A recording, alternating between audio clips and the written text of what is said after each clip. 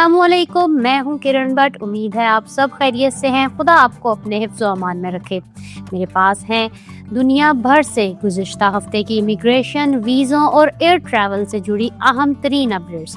چلیے دیکھتے ہیں آج کی پہلی اپڈیٹ۔ جرمنی میں مقیم پاکستانیوں کے لیے ایک بڑی خوشخبری سامنے آئی ہے۔ پاکستان نے جرمنی کے ساتھ دوہری شہریت کا باقاعدہ معاہدہ مکمل کر لیا ہے۔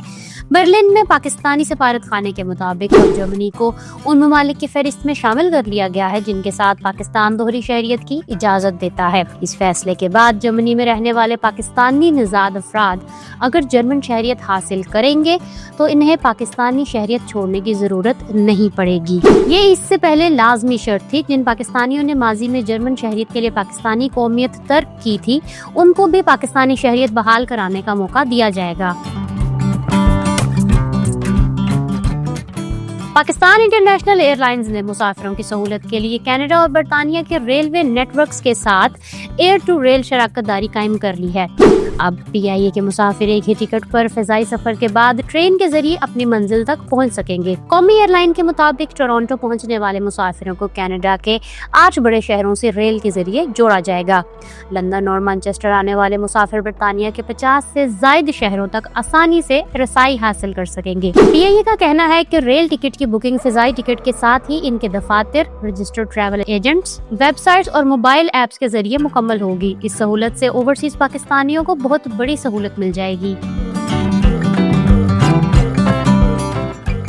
اوورسیز پاکستانیوں کے لیے ایک خوش آئند خبر سامنے آئی ہے۔ وفاقی کابینہ نے گاڑیوں کی درآمد سے متعلق پالیسی میں نرمی کی منظوری دے دی ہے۔ بیرون ملک مقیم پاکستانی اب 3 سال پرانی استعمال شدہ گاڑیاں پاکستان لا سکیں گے۔ یہ سہولت صرف ٹرانسفر آف ریزیڈنس اور گفٹ اسکیم کے تحت دی جائے گی۔ گاڑی پاکستان لانے کی دوسری تمام اسکیمیں ختم کر دی گئی ہیں۔ نئی پالیسی کے مطابق درآمد کی جانے والی گاڑیوں کو کمرشل سیفٹی اور ماحولیاتی معیار پر پورا اترنا ہوگا۔ گاڑی درآمد کے بعد 1 سال تک فروخت نہیں کی جا سکے گی۔ موجودہ ڈیوٹی اور ٹیکس سٹرکچر برقرار رہے گا۔ ہائیبرڈ گاڑیوں کے لیے ڈیوٹی میں رعایت بھی جاری رہے گی۔ اوورسیز پاکستانیوں کی جانب سے بھیجی جانے والی ترسیلات زر میں نمایاں اضافہ ہوا ہے۔ دسمبر 2025 میں ترسیلات 3.6 ارب ڈالر تک پہنچ گئیں۔ یہ سالانہ بنیاد پر 17% اور ماہانہ بنیاد پر 13% اضافہ ظاہر کرتی ہیں۔ اسٹیٹ بینک آف پاکستان کے مطابق سعودی عرب بدستور ترسیلات کا سب سے بڑا ذریعہ رہا، جہاں سے 81 کروڑ 30 لاکھ ڈالر آئے۔ یو اے ای سے 72 کروڑ 60 لاکھ اور برطانیہ سے 56 کروڑ ڈالر موصول ہوئے۔ یورپی یونین کے ممالک سے ترسیلات میں 39% کا نمایاں اضافہ دیکھا گیا۔ اکیلے سفر کرنے والوں کے لیے دنیا کے محفوظ ترین شہروں کی فہرست میں یو اے ای کے شہر بازی لے گئے۔ ایک عالمی تحقیق کے مطابق ابوظہبی کو دنیا کا سب سے محفوظ شہر اور دبئی کو دوسرا محفوظ ترین شہر قرار دے دیا گیا ہے۔ ٹریول بیک کی جانب سے کی گئی اس تحقیق میں دن اور رات کے وقت تحفظ، جرائم کی شرح، سفری سہولتوں اور مسافروں کے لیے دوستانہ ماحول کو مد نظر رکھا گیا۔ ابوظہبی نے دن میں 92 اور رات میں 87 پوائنٹس حاصل کیے، جبکہ دبئی نے دن میں 91 اور رات میں 83 سکور حاصل کیا۔ کم جرائم، مضبوط سیکیورٹی نظام اور رات گئے تک محفوظ ماحول ان شہروں کی نمایاں خصوصیات ہیں۔ فہرست میں تھائی لینڈ کا چیانگ مائی، عمان کا مسقط اور نیوزی لینڈ کا کوئنز ٹاؤن بھی شامل ہیں۔ آسٹریلیا نے اسٹوڈنٹ ویزا پالیسی مزید سخت کرتے ہوئے بھارت، نیپال، بنگلہ دیش اور بھوٹان کو ہائی رسک ممالک کی فہرست میں شامل کر دیا ہے۔ اس کے بعد ان ممالک سے آنے والے اسٹوڈنٹس کو ویزا میں تاخیر کا خدشہ بڑھ گیا ہے۔ یہ فیصلہ 8 جنوری 2026 سے آسٹریلیا کے سادہ اسٹوڈنٹ ویزا فریم ورک کے تحت نافذ ہوا۔ ان چاروں ممالک کو ایویڈنس لیول 2 سے بڑھا کر ایویڈنس لیول 3 میں منتقل کر دیا گیا ہے۔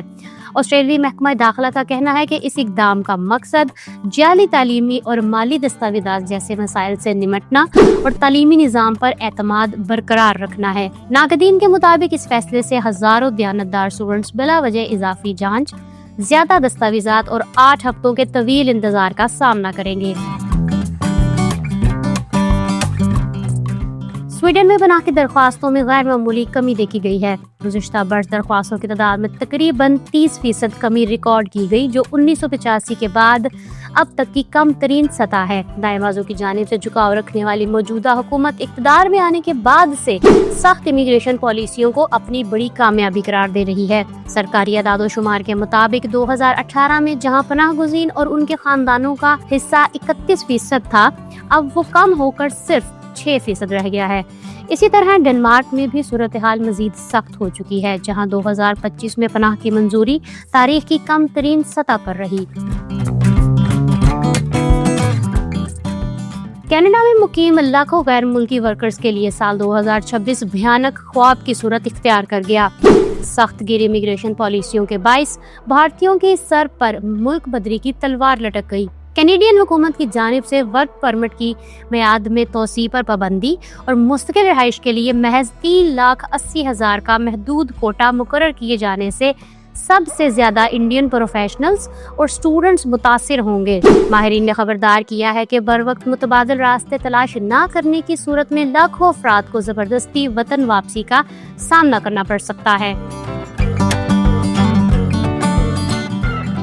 कुवैत ने गैर मुल्कियों की सहूलत के लिए एहसन इकदाम किया है। Public authority for man power ने एहसन पोर्टल के जरिए वर्क परमिट और रिहायशी मामलात की ऑनलाइन सहूलत मुतारिफ करवा दी है। अब आर्टिकल 24 के तहत कफील की मुंतकली, अकामे की तजदीद, मुलाजिम से पार्टनर के वीज़े में तब्दीली और एंट्री वीज़ा पर आने वालों के लिए वर्क परमिट का हसूल बराह रास्त इंटरनेट से मुमकिन होगा। इस इनकलाबी इक़दाम का मकसद सरकारी दफातर के चक्रों और तवील कागजी कार्रवाइयों को ख़त्म करना है, जिससे न सिर्फ वक्त की बचत होगी बल्कि निज़ाम में शफाफियत भी आएगी।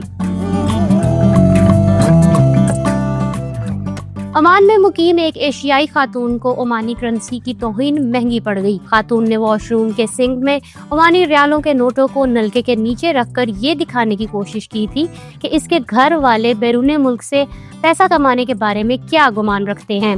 रॉयल ओमान पुलिस ने इस अमल को मुल्की वकार और कौमी अलामात की तजलील करार देते हुए मामला प्रोसिक्यूशन के हवाले कर दिया है। ओमानी कवानीन के तहत करेंसी नोटों को दानिस्ता नुकसान पहुंचाना, इन पर लिखना, मोहर लगाना या नोटों के बारे में हार बनाना जुर्म है, जिस पर कैद की सजा भी हो सकती है। ये वाकया खलीजी ममालिक में मुकीम पाकिस्तानियों के लिए एक अहम वार्निंग है।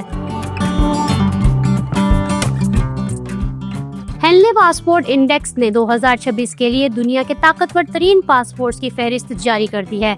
सिंगापुर बदस्तूर पहले नंबर पर है और इसके शहरी 192 ममालिक में बगैर वीजा सफर की सहूलत रखते हैं। जापान और जनूबी कोरिया मुश्तरका तौर पर दूसरे नंबर पर मौजूद हैं। यूएई ने गुज़िश्ता बरसों में 149 नई वीजा फ्री मंजिलें शामिल की और 57 दर्जे बेहतरी के बाद 5वीं पोजीशन पर पहुंच गया। अमेरिका एक बार फिर टॉप 10 में वापस आ गया है। दूसरी जानिब अफगानिस्तान एक बार फिर दुनिया का कमजोर तरीन पासपोर्ट करार पाया। पाकिस्तान इस फहरिस्त में 98 नंबर पर मौजूद है, जहां के शहरी सिर्फ 31 ममालिक में बगैर वीजा सफर कर सकते हैं। हमसाया मुल्क भारत 80वें नंबर पर मौजूद है। जापान ने ऐलान किया है कि जुलाई 2026 से मुल्क छोड़ने वाले तमाम बैनुल-अक़वामी मुसाफिरों पर आयद डिपार्चर टैक्स में नुमायां इजाफा किया जाएगा। इसके तहत मौजूदा 1100 येन फीस को बढ़ाकर 3000 येन कर दिया जाएगा। ये टैक्स फिजाई या बहरी रास्तों से जापान से रवाना होने वाले हर मुसाफिर पर लागू होगा। जापानी शहरी भी इससे मुस्तस्ना नहीं होंगे। 2 साल या इससे जायद उम्र के तमाम मुसाफिरों से ये रकम टिकट में शामिल करके वसूल की जाएगी। एयरलाइन अमला और 24 घंटों के अंदर ट्रांजिट करने वाले मुसाफिर इससे मुस्तस्ना होंगे।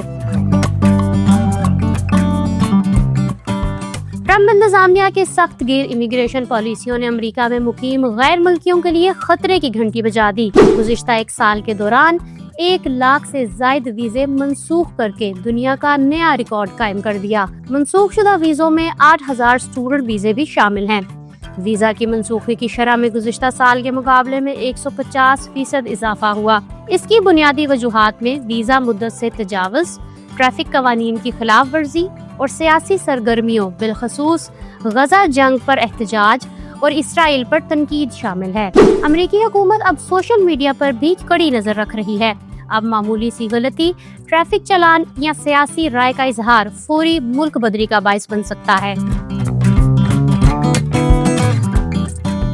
बरतानवी हुकूमत ने बेहिसी की इंतहा कर दी। ایک فلسطینی PhD اسکالر کی جانب سے غزہ میں پھنسے اپنے خاندان کو برطانیہ بلانے کی درخواست مسترد کر دی۔ برطانوی ہوم آفس کی جانب سے غزہ کی پناہ گزین کیمپ میں مقیم باسم کی اہلیہ اور 2 کمسن بچوں کی صورتحال کو ہنگامی تسلیم کرنے سے انکار کیا گیا۔ ہوم آفس نے موقف اختیار کیا کہ بچوں کا اپنی ماں کے ساتھ خیمے میں رہنا زیادہ موزوں ہے اور ویزا کے لیے بایو میٹرکس کی شرط لازمی ہے۔ حالانکہ اسرائیلی بمباری کے باعث غزہ میں تمام ویزا مراکز ختم ہو چکے ہیں۔ 10 سالہ تالیہ اور 6 سالہ کریم خوراک کی شدید قلت اور بمباری کے سائے میں زندگی گزار رہے ہیں۔ یہ واقعہ برطانوی امیگریشن سسٹم میں تعصب کا پردہ چاک کرتا ہے۔ یہ ایک ایسا سسٹم ہے جس میں سیاسی مفادات کی خاطر خاندانی ملاپ جیسے بنیادی انسانی حق کو نظر انداز کیا جا رہا ہے۔ اگر آپ دیکھنا چاہتے ہیں کہ ایک پاکستانی بزنس مین کو 37 سال بعد امریکہ سے ڈپورٹ کیوں کر دیا گیا تو اس کی افسوسناک کہانی جاننے کے لیے یہاں کلک کریں، اور یہاں کلک کر کے آپ دیکھ سکتے ہیں کہ UK کی کون سی نئی airline Pakistani flight operation شروع کرنے جا رہی ہے۔ میرا چینل سبسکرائب کرنا مت بھولیے گا۔ اپنا بہت سا خیال رکھیں۔ کرن بٹ کو اجازت دیں۔ اللہ حافظ۔